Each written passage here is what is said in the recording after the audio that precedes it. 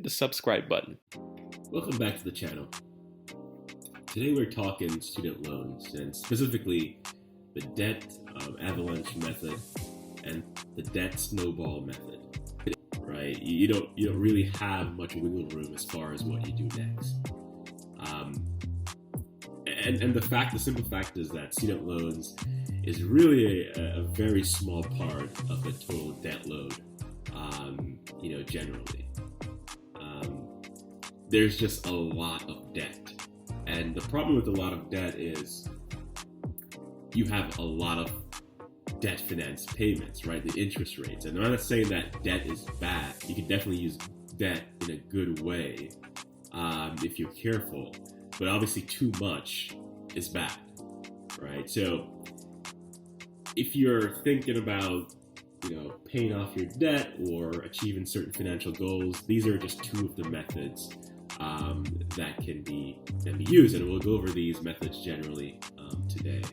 So we're going to talk specifically about student loans, right? So some people will qualify for student loan forgiveness, some will not, and depending on the administration that is in office, you may get some of your student loan debt wiped away.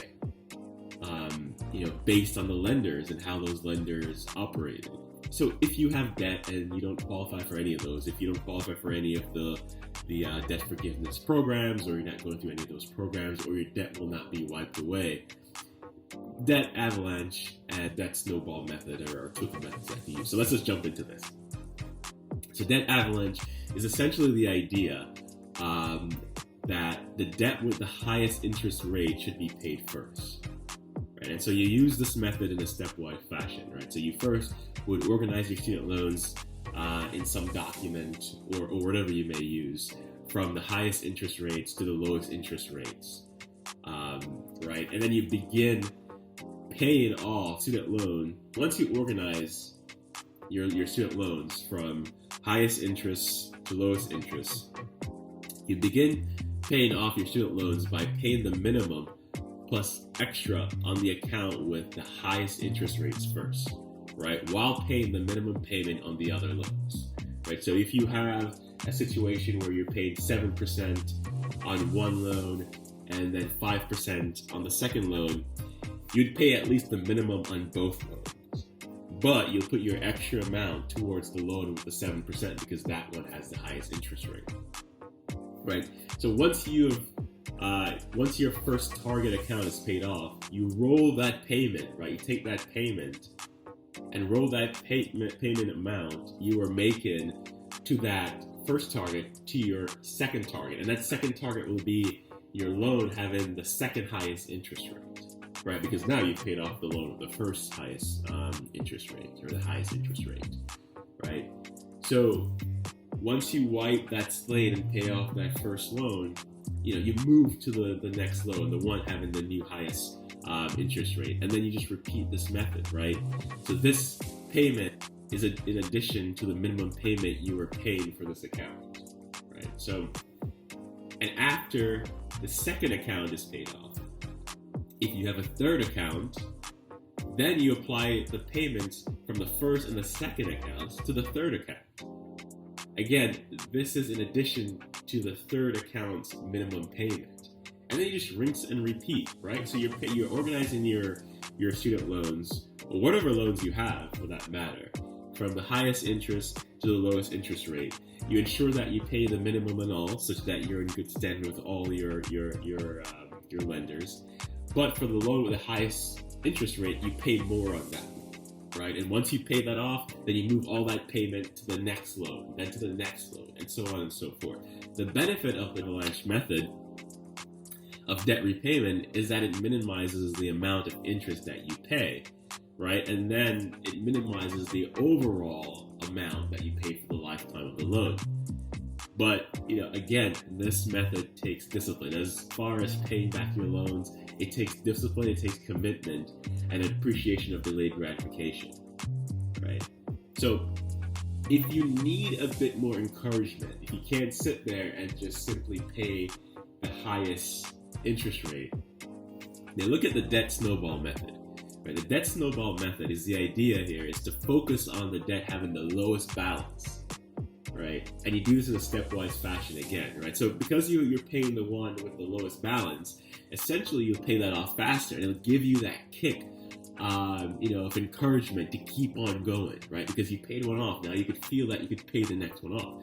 So instead of organizing your loans from the highest interest rate to the lowest interest rate, here you organize your loans from the lowest amount owed to the highest amount owed. And then you begin paying off the loans, by making the minimum payment for all your loans, right? Again, remain in good standing. And then you put the extra amount that you may have on the smallest balance first, right? So again, everything is in good standing, but you're putting extra on the smallest amount first. As you pay off that account, the amount that was formerly directed to that first account that had the lowest total is now added to the payment for the new lowest total, right? And then this payment is in addition to the minimum payments that you have previously been making on this account. After the second account is paid off, if you have a third account, you apply the payments from the first and the second account to that third account. Again, this is in addition to the minimum payment that you've been making, right? And then you just rinse and repeat, right? So you may have an account where you owe $5,000 and another account where you owe $10,000. What this is saying is to make the minimum payment on both accounts. But for the $5,000 balance, if there's any extra that you could pay, you pay on that. And what you'll see is that account will be paid off faster, and that will give you some energy, some motivation to know that you could continue doing this. And then you take that amount that you used to pay on that $5,000 loan once it's paid off, and you put it on the $10,000 loan. And then you pay that one off as well, and you move forward in that way. The benefit of the snowball method is that paying off the smallest loan first and making progress provide that momentum that you need and motivation that you can carry through to the rest of the process of paying the rest of your loans. But understand that because this method is not focused on the interest rate, you may pay more overall using the snowball method as compared to the debt avalanche method over the lifetime of that loan. So just keep this in mind. So whatever method works best for you, whether it be the debt avalanche method or the debt snowball method, select what works best for you. And if you need to use a combination, use a combination. But know what you're doing and use what works best for you such that you can move beyond your student loans or whatever loans you have, so you can move beyond that and get and reach your financial objectives. If you like this video, subscribe to the channel.